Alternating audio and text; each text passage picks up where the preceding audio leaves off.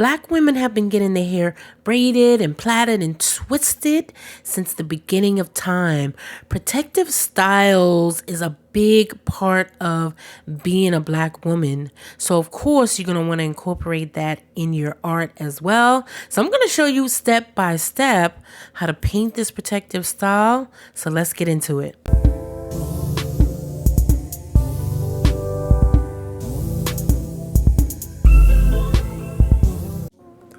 Hello friends, and welcome to today's Patreon exclusive.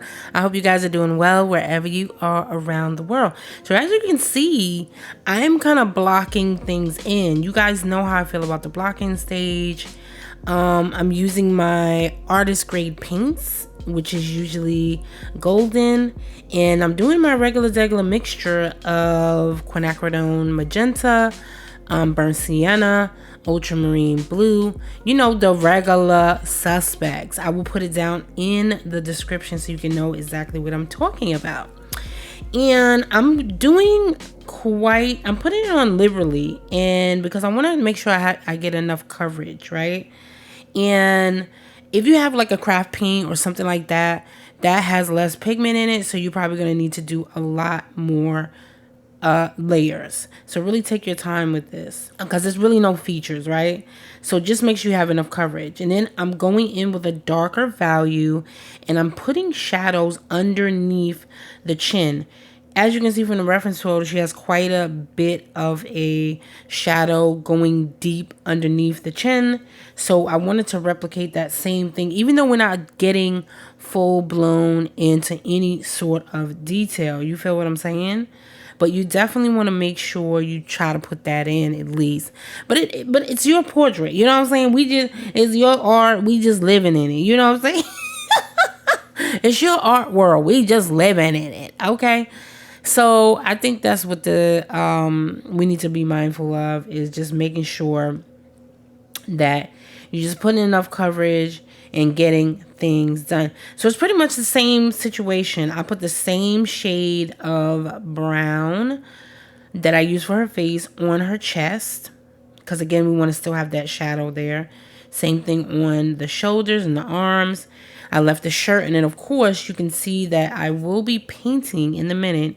I put out some, like a little bit of a Quin Magenta, pinkish, you know, type of concoction, and I'm going to use that on her shirt. Okay. And then we're going to jump into the hair. But quickly, I want to talk about the little bow or whatever she has in the scrunchie, whatever she has in her hair.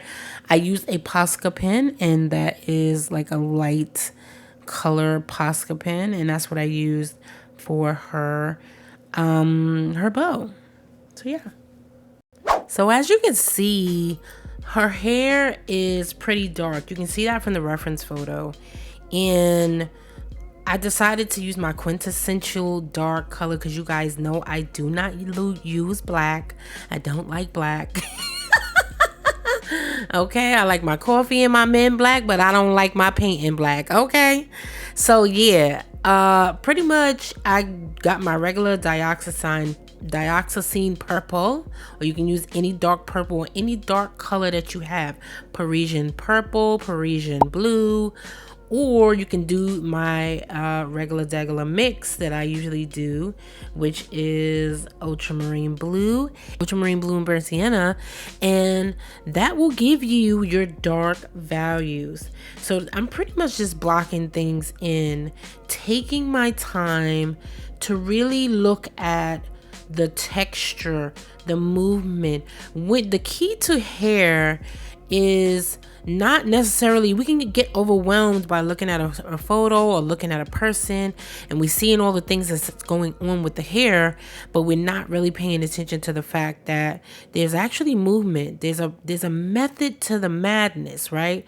African American hair can be kind of wild, it can be texture, messy, all the things, but it's always a method to the madness.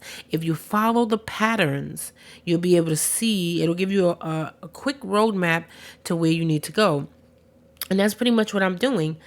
Even though I've already done the drawing and all of that stuff to kind of, give me the roadmap that I need, I'm still using my eyes to kind of look at the reference photo and see that there's little rope type movements in the hair, right? So that's pretty much what you will see on the painting, and I'm basically translating that, and I'm just blocking in and laying down that initial coat. Of course, you're gonna need to do several coats over, after you dry and all the things. You're gonna definitely need to be doing several coats, okay, you guys? But take your time kind of blocking this in, and even if you mess it up, you can never truly mess it up because it's acrylic. So yeah.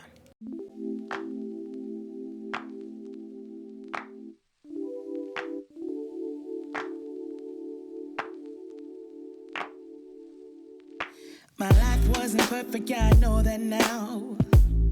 When it came crashing down, all I know is that I need you around. When it comes crashing down, all I need is not to feel so much alone. So step inside my zone, baby, you can give me everything I want. Everything I want.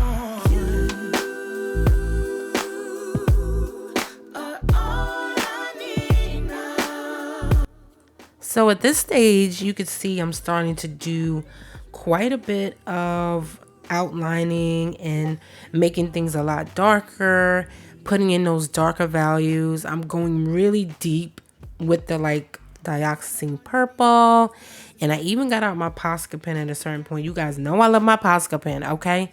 But you don't necessarily have to have a Posca pen to be able to do these different little details. But however, you guys know that I'm more of a realism girl. I really love jumping in and doing all the little details. But I wanted to make this portrait a lot more simplistic, so that you can get the major concepts of what I'm talking about. And I don't want to make it too much over the top. So for the purposes of this tutorial, we're going to do lots of kind of deep outlining and getting those shadows underneath the twists and things that's in the hair. As you can see, I'm going in. I want to make sure I'm differentiating. So, because you can see those little dark spaces in between the twists in the actual reference photo. So yeah, that was the whole gist of that whole session, right? Is reinforcing those shadows in between and doing all the things. Now you can really go in with this if you are more advanced and you want to be more if you want to get more deeper, you can add more and more shadows, more and more layers, and really do your thing. Here comes the Posca pen. I told you I was coming, okay? Get yourself some Posca pens. Stop playing.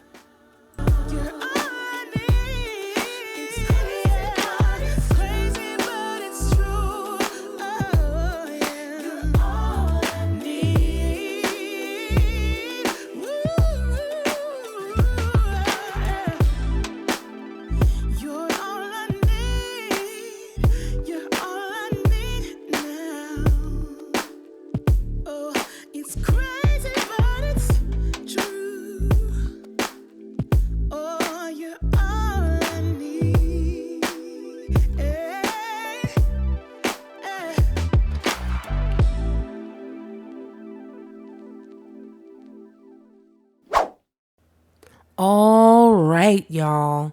So this is when we get into the fun part, the good part, the nitty gritty, right? It's the details for me. I love putting in these little details, the highlights and things like that. This is what really gets my blood pumping. We've already kind of midway past the ugly stage, and we're getting into those fun parts. And you can see I'm popping in some color now to signify the twist, but I'm still going in the same direction. Remember what I tell you guys all the time about directional brush strokes, okay? Directional brush strokes is everything. So I'm starting to flow my brush in a certain direction, putting in purple, whitish, kind of grayish highlights to signify that highlighted part of the twist.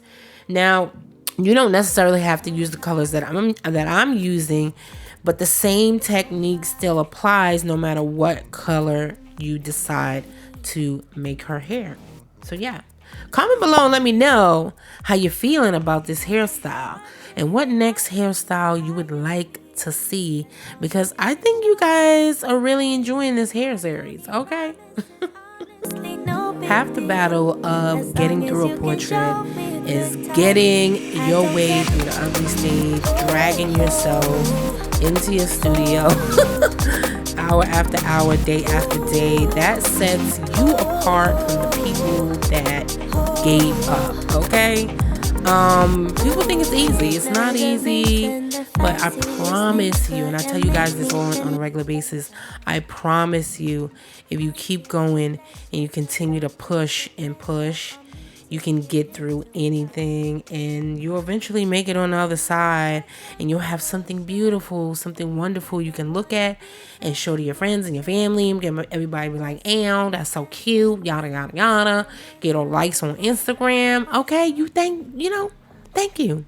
I hope you enjoyed today's video. And yeah, you know what it is. If you want the traceables, behind the scenes, the reference photos, and all the good fun things that we have going on Patreon, you can head over to patreon.com/creativegirlofcolor and support the channel. And I'll catch you on the next one.